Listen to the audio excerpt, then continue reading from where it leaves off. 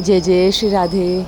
बरसाना धाम में श्री राधा रानी के महल के प्रवेश द्वार खुल चुके हैं। आइए हम सभी श्री राधा रानी के महल में प्रवेश करें।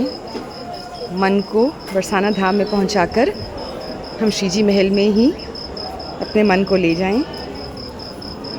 श्री राधा रानी की माता जी श्री कीर्तिदा मैया का कहना था कि बरसाना निरापद क्षेत्र है। पूरी सृष्टि में प्रलय आ जाएगा परंतु बरसाना में कभी कोई आपदा प्रवेश कर ही नहीं सकती। ऐसा दिव्य धाम है ये बरसाना धाम।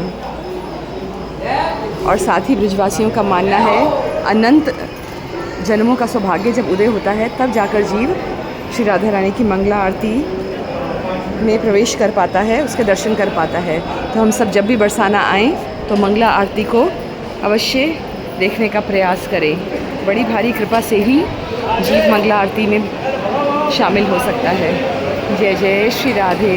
बोलो राधा रानी की जय।